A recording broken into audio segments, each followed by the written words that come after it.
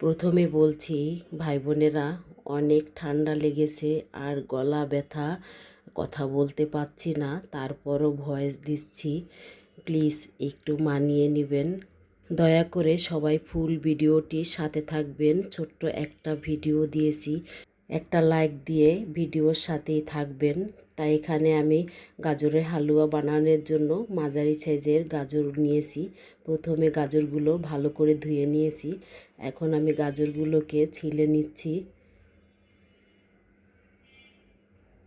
তা প্রতিটা গাজর আমি ভালো করে ছিলে নিয়েছি। এখন আমি গ্রেটার দিয়ে গ্রেট করে নিব।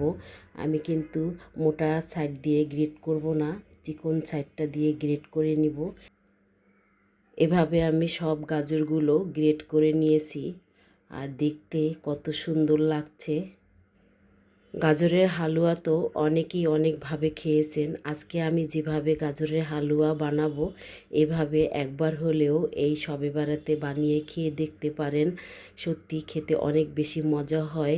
তাই গাজরের হালুয়াতে আমি কোনো প্রকারের বাদাম দিব না। আর এখানে আমি দিয়েছি 4 থেকে 5 টেবিল চামচ পরিমাণ ঘি। আর হালুয়া বানানোর জন্য আমি ননস্টিকের ফ্রাই প্যান নিয়েছি। এখানে দিয়েছি আমি কিশমিশ।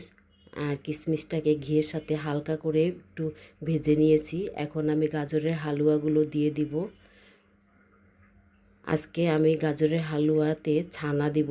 আর এইভাবে ছানা দিয়ে একবার হলেও খেয়ে দেখতে পারেন, যারা কখনো ছানা দিয়ে গাজরের হালুয়া বানিয়ে খেয়ে দেখেননি। তাই ঘিয়ের সাথে গাজরগুলো আমি ভালো করে ভেজে নিব।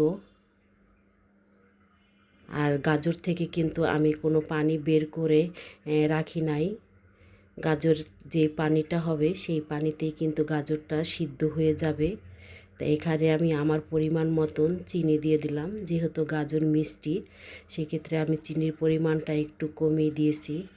আসসালামু আলাইকুম ভাই বোনেরা, কেমন আছেন? আশা করি যে যার অবস্থানে বসে ভিডিওটা দেখছেন সবাই অনেক বেশি ভালো আছেন। আজকের গাজরের হালুয়া আমি খুব সাধারণভাবেই আপনাদের মাঝে তুলে ধরলাম। তো এখানে আমি 2টা এলাচের বিচি একটু গুঁড়ো করে দিয়েছি। কারণ আনাম এলাচ দিলে দেখা যায় মুখে পড়লে তখন আর ভালো লাগে না।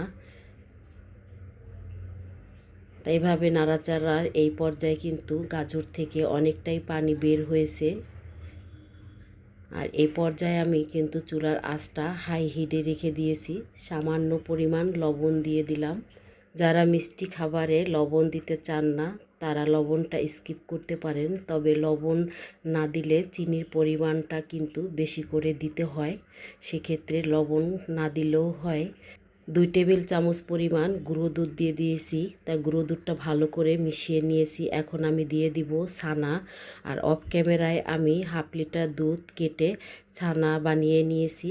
আর এই ছানা দিয়ে গাজরের হালুয়া খেয়ে দেখবেন, সত্যি অসাধারণ লাগে। ছানা প্লাস গাজর দুটো মিলে সত্যি চমৎকার হয়েছিল।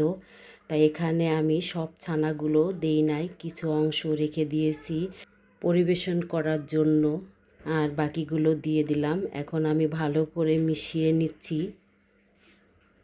ছানা দিয়ে গাজরের হালুয়া আমি একটু ঝুরা করে বানাবো, এজন্য এখানে লিকুইড দুধ ব্যবহার করি নাই, গুঁড়ো দুধ দিয়েছি।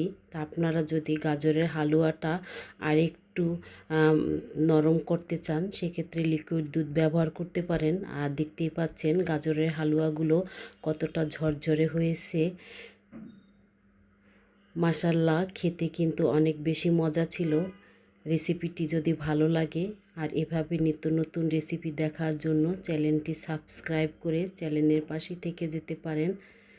আজকের মতন এ পর্যন্ত, আবার দেখা হবে নতুন একটা রেসিপিতে। সে পর্যন্ত আল্লাহ হাফেজ। আসসালামু আলাইকুম। সবাই ভালো থাকবেন, সবাই সবার জন্য দোয়া করবেন। যে সকল ভাই বোনেরা ভিডিওটা দেখতে দেখতে ভিডিওর এই পর্যায়ে চলে আসছেন, তাদেরকে জানাই অনেক অনেক ধন্যবাদ। ভাই বোনেরা, আজকের মতন আসি।